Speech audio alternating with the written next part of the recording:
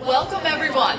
Welcome to an exciting day as we look forward to the excitement of March Madness and the 2027 NCAA Men's Final Four. I'm Jamie Edmonds and I'm pleased to be here to moderate today's event. I've had the opportunity as a member of the local media to experience the many great sporting events that have happened in this town, including right here in 2009 in this building. Goron, Suton, Travis Walton era, those were some good times. I know Coach knows about that. Sports here is so good and the events here are reaching new heights. I can tell you firsthand how these events lift up the local community and shine a light on all that is great about the city of Detroit and the local region. Let's get started with our first speaker, President and CEO of the Detroit Lions and Ford Field, Rod Wood.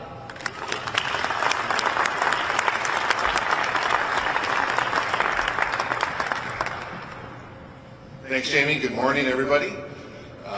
Thankfully, we didn't have the ice storm that was predicted, so that everybody could get here safely. We're so excited to have the Final Four coming back to Ford Field. It was here in 2009, as Jamie mentioned. When we hosted it the first time, we set all-time attendance records for the first day and the second day and the combined 2 days, thanks in part, I think, to Coach Izzo and his team for being here. And I don't know if it was an upset or not, Coach, but you beat Connecticut in the semis, and it was crazy Monday. I don't know if Coach will, I'm sure, remember this, but Saturday was a beautiful sunny spring day, and Monday we had a snowstorm. So you got to experience the full Michigan April in one weekend. And we're looking forward to having another full house here. We've hosted so many great events at Ford Field. This is another one. We're so excited to have it back, and hopefully we don't have to wait 18 years again to bring it back here. So enjoy the morning. Looking forward to the rest of the speakers, and we have a big game on Sunday, so I have to say go Lions.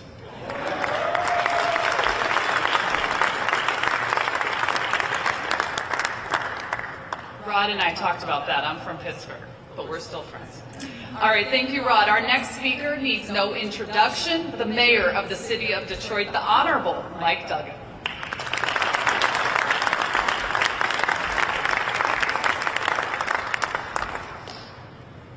Well, good morning. This is a great day. Thank you to Rod Wood and the Lions for what they're doing, Dave Beach now, and Visit Detroit and the local organizing committee. And Michigan State, Jay Batt, Coach Izzo, they have been a driving force behind landing this Final Four for a while. I did an earlier pitch in the year we didn't get it.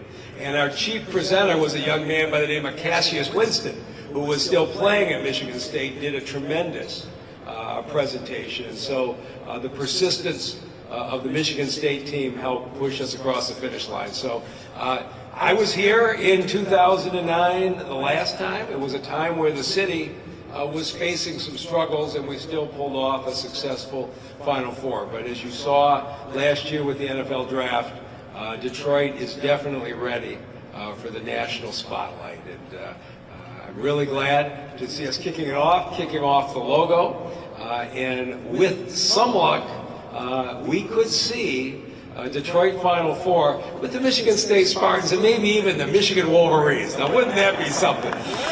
But congratulations to everybody who made this possible.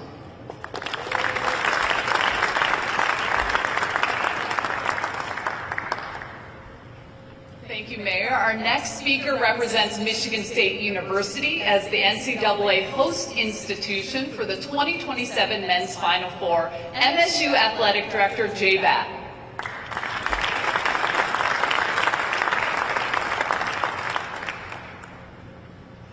Well, good morning, Mayor. I'll take the MSU in the Final Four. That sounds good to me. We're excited to be here today and to host, be the host institution for the 2027 Final Four. You know, it's a wonderful opportunity for us to have so many Spartans here in Southeast Michigan. We have hundreds of thousands of Spartans in this community, and it's so important for us to continue to be active and support these local events. It's also appropriate that MSU host this event because in 2003, basketball actually set the stage for having basketball events in a football arena, and I actually think the mastermind for that is here one of my predecessors, Mark Hollis. Mark, are you here? Give you a round of applause. Thanks for coming up with that idea. And as many people have mentioned, 2009 was a great opportunity for our Spartans, and we look forward to being back again. I can personally attest as a student athlete, certainly not in the sport of basketball, but just how important these events are, what they mean for a student athlete, and to compete for a national championship is the ultimate prize for a student athlete. And so this event here in Detroit will be tremendously impactful for student athletes that have the opportunity to compete. There's no greater feeling than winning an NCAA championship, and thank you to the NCAA team for their work and the organizing committee for making that a possibility. As a department, we're happy to be a part of this, look forward to doing everything we can to make this a great event in support of everyone here. So thanks so much. Let's have a great day. Go Green.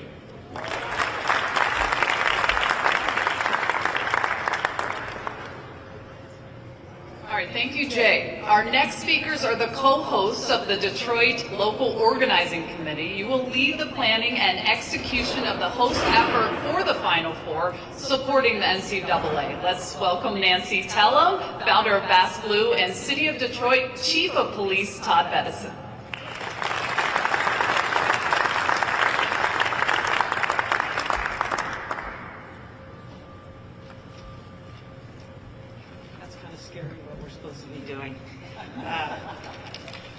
But we will. It's really an honor today to join the Chief in leading the Detroit Local Organizing Committee along with the Detroit Sports Commission, Visit Detroit, the City of Detroit, and our host, Michigan State University, as we prepare to welcome the 2027 NCAA Men's Final Four. It's truly an exciting time to be in Detroit, and in just 16 months, the passion, the energy, and the excitement of March Madness will take over our city. From the arena to the downtown streets filled with fans and NCAA events that showcase Detroit at its best. Having spent many years at CBS, that was my job several decades ago, I know firsthand the power of March Madness. The drama, the emotion, the shared experience it creates is really unmatched. The 2027 Final Four will be a defining moment for Detroit, unforgettable for those in the building and for the millions watching on CBS. But this event is more than basketball. It's really about its impact. And a central focus of our work is leaving Detroit stronger than we found it. Through the Detroit Sports Commission Living Legacy Initiative, we will use the platform for youth play across the region and advancing youth literacy here in the city. In the months ahead, we'll be announcing several initiatives that reflect Detroit's heart, resilience, and future. This is our moment. We're ready to deliver, so stay tuned.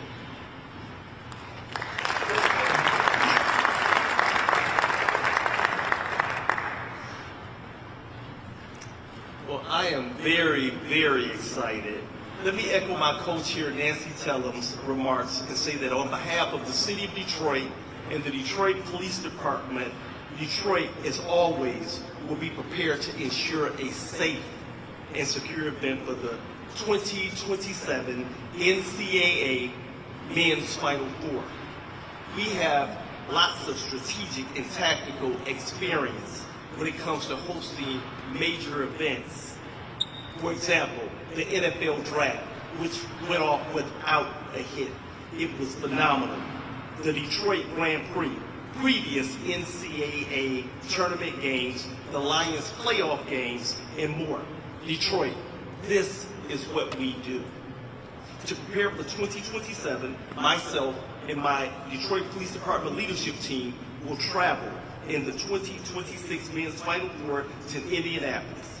And we will observe the best practices used by local organizers and law enforcement agencies. For 2027, we will develop a layered safety approach, collaborating with our local, our state, and our federal partners to ensure that our businesses and our community has a safe event. In addition to making sure that this event is safe, our Detroit police officers are also trained to be ambassadors. We will be helping and hosting our fans find their way around Detroit, whether they're walking, whether they're utilizing a City of Detroit bus, DDOT, or whether or not they're taking our Q-Line train. We will ensure that everybody experiences Detroit at its best. The Detroit Police Department is ready. The city is ready. So let's tip off the countdown to March Madness. Let's go, Detroit.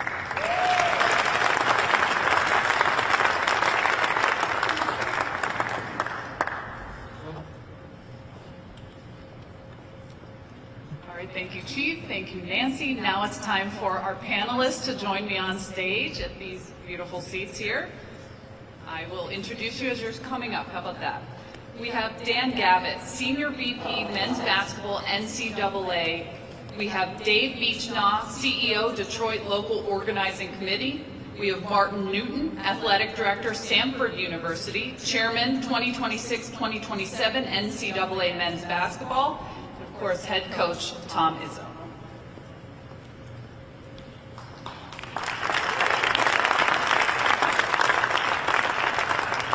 All right, I'm going to start with Dan Gavitt. Tell us what you know about the history of March Madness as it ties to our state here in Michigan. Well, first of all, we're thrilled to be back here in Detroit. As everyone's mentioned, the second Final Four we played here, the first since 2009. We're looking forward to working with the Detroit Sports Commission under Dave's leadership, and of course Michigan State University, our host institution, who has such incredible history here in Detroit, but with the tournament overall, which I'll talk about here in a moment. So excited about this. The tournament has changed an awful lot since 2009, but of course the city of Detroit has changed an awful lot since that time as well.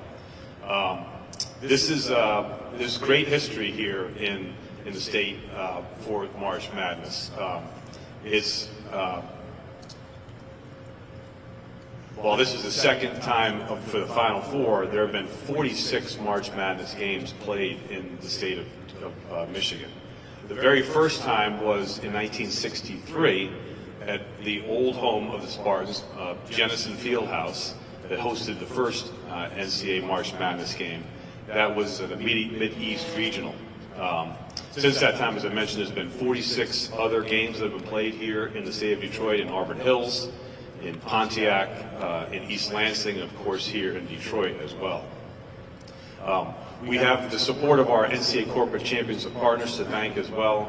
We couldn't do this without their support, supporting 1,100 schools and conferences at the NCAA. We want to thank them for their continued support as we support all 92 NCAA championships. If we could scroll a little bit more here, I got it, thanks. As I mentioned, in 1988, on the way to winning the 50th NCAA tournament, Kansas won the regional here, and 3 years later, Duke and Coach K won their first national championship coming out of the state of Michigan as well. In 2008, Kansas championship came through Detroit when Ford Field first hosted the NCAA tournament. The Jayhawks won the regional in front of 57,000 fans. As Rod mentioned, incredible support here at Ford Field. And those crowds are still attendance records for both the Sweet 16 and the Elite 8 rounds of the tournament. There was also a player that played in that regional that no one knew very much about at the time, but Steph Curry was on the Davidson team that almost made it to the Final Four that year as well. But I imagine, however, the championship you all would rather hear about that involved the team going through this great state on the way to capturing a national championship was the great 2000 Tom Izzo-led Michigan State team that won the regional in Auburn Hills before winning the title in Indianapolis. The Flintstones included Mateen Cleaves, Charlie Bell, and Morris Peterson, who are all, of course, legends in this area. As I mentioned, several games and student athletes who created plenty of shining moments. There's also appropriate to acknowledge someone who's here with us this morning, and that's David Barrett, who wrote what's become the anthem for March Madness, One Shining Moment. This is the 40th anniversary next year of the first time that One Shining Moment was played. It was written in 1986, played in 1987, and has been played at the conclusion of the tournament every year since. David, I don't know where you are, but if you could stand to be recognized, there he is right here, David Barrett. Thank you for being here. This logo we're about to unveil will be seen globally to remind college basketball fans all over the world that Detroit, Michigan will be the center of the college basketball universe in 2027. And finally, it's worth noting that World Basketball Day is this Sunday, December 21st. It's a day for celebrating the birth of the game, and we're thrilled to be in Michigan, where youth and high school basketball, as well as college and professional basketball, is so beloved. And we're excited about the game tomorrow with Michigan State and Oakland, and thrilled to be celebrating the game of basketball here in Michigan. Thanks for attending, and we're looking forward to being back here time and again to get ready for the 2027 Men's Final Four. Wow, Dan, that was one question. Dave, I have two for you. The first one is, it's been 18 years since we last hosted the Final Four. There's been some swings and misses along the way. Just get into sort of the process of all of it. Yeah, well, first of all, I'd like to take this opportunity to acknowledge Joanne Scott, who's here, Vice President of Men's Basketball with the NCAA, and her leadership has been instrumental for me and for our Detroit Local Organizing Committee. To your point, 18 years since we last hosted the Final Four, and it's not your father's Final Four anymore, right? The Final Four's changed dramatically in so many ways, but so has our city. Since 2009, it's hardly recognizable, and certainly it's been bricks and mortar, but it's mostly the people.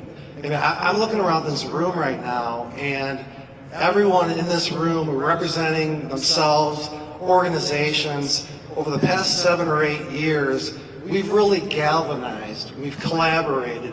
Everyone has leaned in to what's important. And when you look back no further than the NFL draft, how everyone came together to make that a special event. And we expect the same will happen in 2027. But to your question about how we landed the Final Four, the swings and misses, of course, and that's part of the process. But our full bid presentation team is here today, and I'll never forget on Halloween of 2022, walking in that room, making our final presentation to the Division I Men's Basketball Committee, and we left it all out on the court, so to speak. And when we walked out of that room, I think to a man, we felt like we made it extremely difficult for the committee to say no to Detroit. And certainly it's the bricks and mortar, and we checked all the boxes, and the building, the hotels, and everything that's required. But it's really the people and the transformation that we've gone through. And again, looking around this room, standing room only for an event like this, 6 days before a holiday, what other city will do this, right? So congratulations to everyone here, and we know that it takes more than one person, one organization. It takes a village, and we need everyone in this room and those not in the room to lean in some way to make this the most special Final Four that Detroit can possibly host. Excellent. Full court press, if you will, right? All right, talk about the experience. Even if you don't have a ticket to come to the game or the games, what does it mean for the other folks? Well, that's right. It's a new Final Four, and you'll hear this time and time again. No ticket, no problem. Not everyone will have game tickets, but that's okay. Final Four weekend has been amplified, so think about an A-list music festival, the March Madness Music Festival. It'll run Friday through Sunday, and you'll hear this time and time again too, free and open to the public. Final Four Fan Fest, which will be held right here in downtown Detroit. Sponsor activations, interactive opportunities. It's a great event for family, kids of all ages, right? And so that'll run Friday through Monday, and that's largely free and open to the public, and it's a great way to celebrate and be a part of Final Four weekend. And there are many others. But the question is always, from a community perspective, what's left behind when Final Four leaves town? And there are a couple of community initiatives that I'll just touch on briefly. A newer program since we last hosted was Read to the Final Four. It's a third grade reading competition that will tip off in fall of 2026. Schools from around Metro Detroit and even within the state of Michigan will be able to register to compete for prizes along the way, and then early 2027 we'll bracket out those top schools, and the Final Four schools will be invited to attend Final Four and be celebrated on Monday. And then finally, one of my favorite events since I've been going to Final Four, I think since 2003, is the Final Four dribble. This is an event where, if you can imagine, 3,000 kids dribbling basketballs down the streets of Detroit. Kids register, it's free. They'll get a t-shirt, the basketball. We'll start from an origination point, and they'll dribble to the Fan Fest. So quite a sight. You've got kids dribbling basketballs, their parents chasing them, right? And then they'll end at Fan Fest for, again, free entry. So this is just a sampling of what Final Four weekend looks like now. And I couldn't be more proud to help lead this effort. But again, I've heard from so many people already who want to be a part of it. How can they help? How can they get involved? And please, by all means, reach out to me. And then I will just add one more thing. Later this afternoon, we'll be launching Final4Detroit.com. So please go and sign up. It'll be populated once we get past that other Final Four that's taking place in Indianapolis in a few months. But we'll need volunteers, we'll need others to help support, and then certainly more information about Final Four weekend will be coming in the months ahead. All right, thank you so much. My 3-year-old needs to get into dribble training, it seems like. So do I. Martin Newton, again, Athletic Director, Stanford University, Chairman of the 26-27 NCAA men's basketball. Martin, tell us a little bit about how the NCAA committee determines the teams, the seedings, the bracket, what will go in that process for competition. Could Michigan and Michigan State play each other? Well, I'll get back to you on that one later. They'll have to earn their way in, but thank you for having us here. Okay, stop. Yeah, no hall pass, sorry. But first of all, thank you to the City of Detroit, to Dave and his team, the local organizing committee, Jay, you and your team, Michigan State. On the behalf of the committee, we're excited to be here. We're really looking forward to this. It dawned on me that we're 6 weeks into the season. I know it feels a lot longer for you, but we're 6 weeks into the season already, and we've already seen an incredible teams. There's a couple of teams, several teams from here in Michigan that look pretty good, incredible performances, and I think it just makes for a really exciting rest of the season as we then roll into a historic March Madness in Indianapolis, where this year we will crown a champion not only for Division I, but for Division II, Division III, as well as the NIT. So I'm really excited. If you're a basketball junkie, this is a great time of year, right? Speaking of historic, though, and I realize how old you and I are getting. It was 17 years ago that the Final Four was hosted here. In fact, I was with you in Indianapolis when you upset the Louisville Cardinals to get here. So this is a historic Final Four. But not only that, you think about 2009. Jay, you mentioned it earlier about Mark Hollis. This was the first Final Four that we had the seating in the round, where the court was put in the center of the field as opposed to the end. It would just allow more fans to have access to this incredible event. So we're so grateful to this community. We're so grateful to all those that are involved with the early planning stages for the 2027 Final Four and what you've done so far. And this is going to be a great experience. We know it's going to be a great experience for our student athletes and our fans.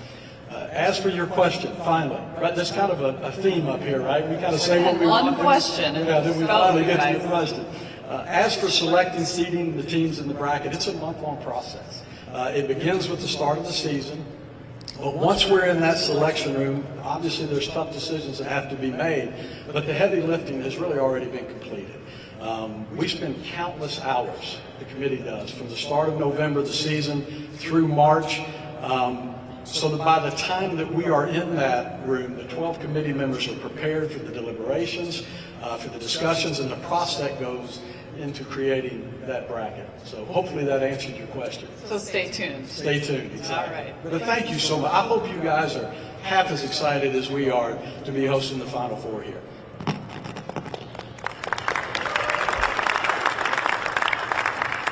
I just want to mention one other thing that he'd be too modest to say, but next year when Martin Newton will be chair of this committee, it'll be very historic because it'll become the first time in the history of the men's basketball championship and the committee that a son and a father served as the chair of the Division I men's basketball committee.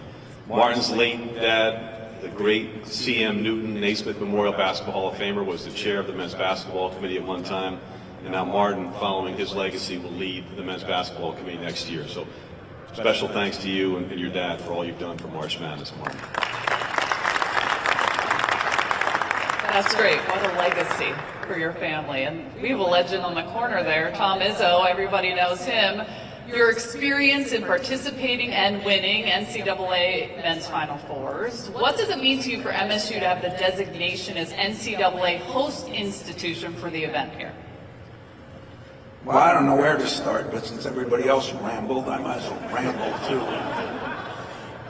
Number one, Rod, I've gotten a chance to play in a lot of Final Fours, thank God, and the venue here, to me, with the sight lines and everything, and when we played at Kentucky here in 2003, which had to be, when did the building open?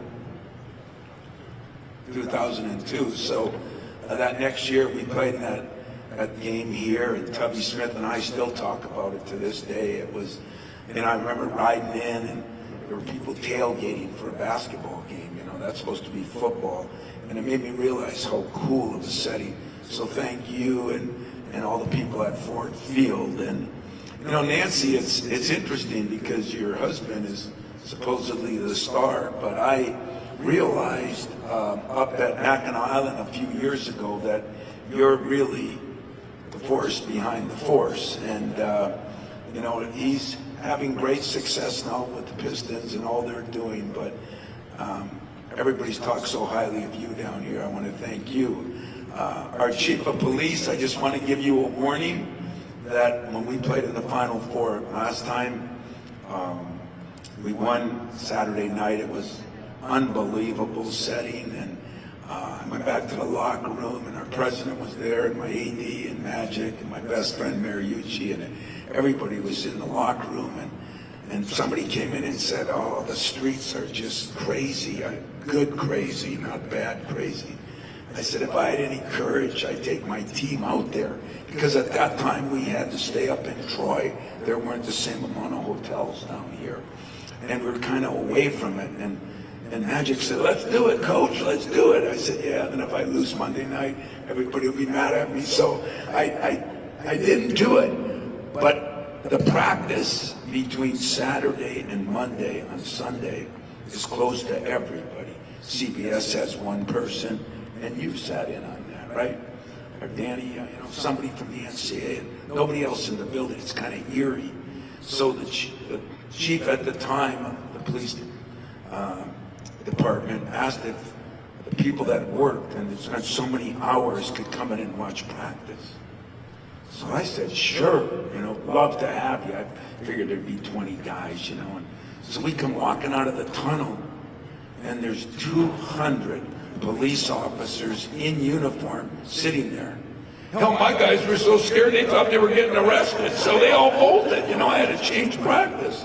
So this time, tell me ahead of time, if we're fortunate enough to get here, I want to warn my guys, but I do want to thank you. And, Danny and Joanne have done so much for me in my career.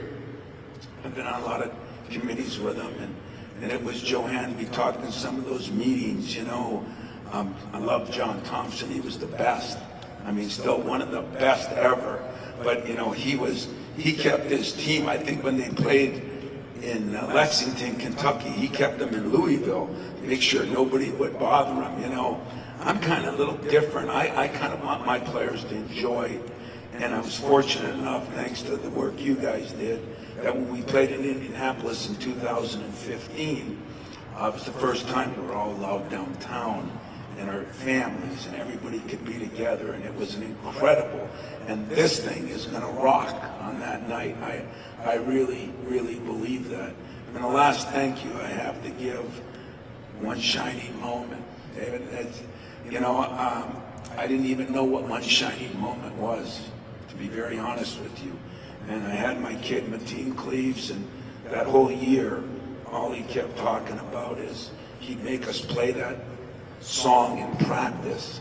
And I said, what the hell's that for, And, oh, Coach, don't you ever watch the end? Yeah, I watch it. He goes, and he just made that the mantra of our season. And to this day, if he's doing something big, I just say one shining moment. He knows what's going on. So thank you for what you did for all of us, not only in the sport of basketball, but for everybody, because one shining moment is a special thing, and what CBS Nancy had done with that, and just the sights and the sounds brings chills. Mayor Duggan just maybe left a little early, but I will say this, he went to Michigan, and when he said it'd be nice if Michigan State, I'd sign up for that tomorrow. It'd be the greatest. It'd be the greatest. And I want to throw Oakland in there. They were in the Sweet 16 a couple of years ago. That would be fine with me. And if we can find another, maybe we'll bring Northern Michigan into Division I then, and we'll bring us all here. But I do want to say that thank God his son overcame his heredity and went to Michigan State. So even the mayor I love at this moment in time. But I do believe that stranger things have happened. Michigan is very, very good right now, and we're kind of hanging in there. So we'll just keep hanging in there. But if you don't think the goal of everybody in this state will be to play here, you had to be with Martin and I. Because Martin was my Nike rep, and he was with me in Indy. And we were playing not just for Michigan State that weekend. We were playing for the state of Michigan, because that's when the economy and the auto industry and everything went down. And I had so many guys from this state. It started with Steve Smith, and he was my first recruit out of here, and what a special kid he's been. But that pregame meal on that Sunday morning was all about, we're not just playing for Magic or for Steve or for all the great players that played at Michigan State. We were actually playing for the people of the state of Michigan. And was that a burden? I don't think so. I think that was a motivating factor. And when we won that game, I can't think of a Final Four I've been in that meant more to me, including winning the national championship. The coming home when our state was in a little bit of a tough time, and being able to bring some smiles to people who hadn't had those. So basketball, as Danny knows, Joanne knows, they do this all over the country, as Martin knows because he's been a part of it, can do a lot of wonderful things. And I don't even remember what the hell your damn question was, Jimmy. Nor do I care what your question was, because I think that being here, Rod, in one of the greatest venues to host basketball, in other words, it's a great football venue, but some football venues aren't as good. The sight lines here, I'll never forget that day I took my team up to the top row when we practiced here. And I said, somebody's going to be sitting here watching you. Look at the great view they're going to have. So I think in every way, shape, or form what the city has done, I'm honored that our school is representing this. I'm appreciative of the NCAA for selecting us. Dave, as you said, I was in that room that day too, and you guys did an unbelievable job. And I think that hopefully once the Final Four is over this year, I came down to the draft, phenomenal, phenomenal. I did not get down for the race, but I will next time we have it. But I hope we spend a year trying to get this to be the greatest Final Four ever. And if Michigan and Michigan State could find their way in it, that would be great. If they can't, I'm still going to be a big-time supporter of what you all have done to maybe bring basketball to our great city. Because the one thing I've learned living in the UP, and I was talking to Nancy, and I'm so proud of her because she came from California, and she ain't complaining about the weather. So God bless you, but I come from when there's 11 months of winter, 1 month of poor sledding, you know, where I'm from. So we're a little tougher up there, but it doesn't matter if you live in the UP or in Grand Rapids or in Kalamazoo or Saginaw or Flint, or when the best city, the biggest city in your state is doing well, the rest of the state is doing well. And that's what I've learned in my years, never leaving this state except for 6 weeks to go to Tulsa. Proud of it, happy with it, thankful to all of you, and I think you guys are going to be impressed. It was good in '09, but it made it better because we did have a home school there. But what they've done to this city, the hotels, the things around here, it's going to be elite in '27.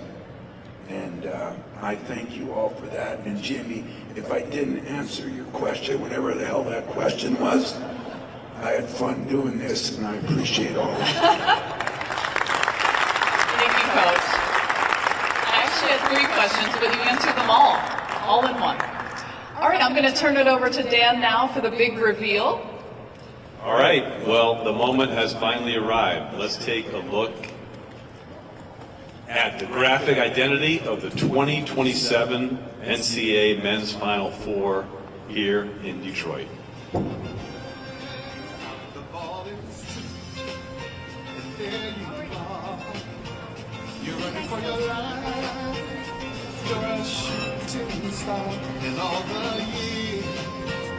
No one knows just how hard you work, but now it shows. In one shining moment, it's all over.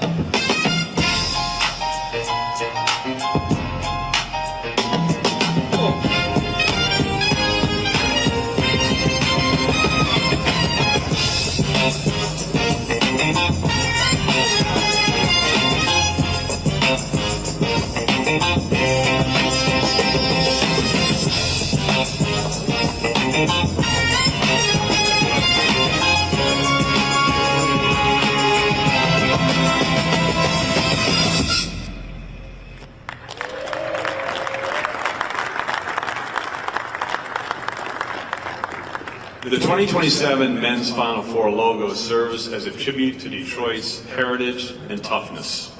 Indianapolis-based Section 127 designers took inspiration from the city's street signs, auto tags, and industrial roots. The 313 area code represents Detroit's deep-rooted sense of pride and place, while the basketball record graphic suggests the spirit of Hitsville and the city's Motown legacy.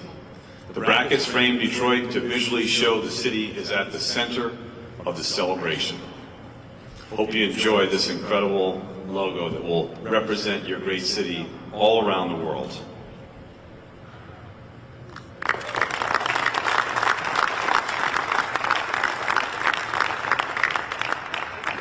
Thank you again for everyone's work in not only making today's event happen, but also the work that will take place up to and through the 2027 Men's Final Four. I'd like to just take one moment to thank our NCAA men's basketball post-grad intern, Katie King, who had a lot to do with today's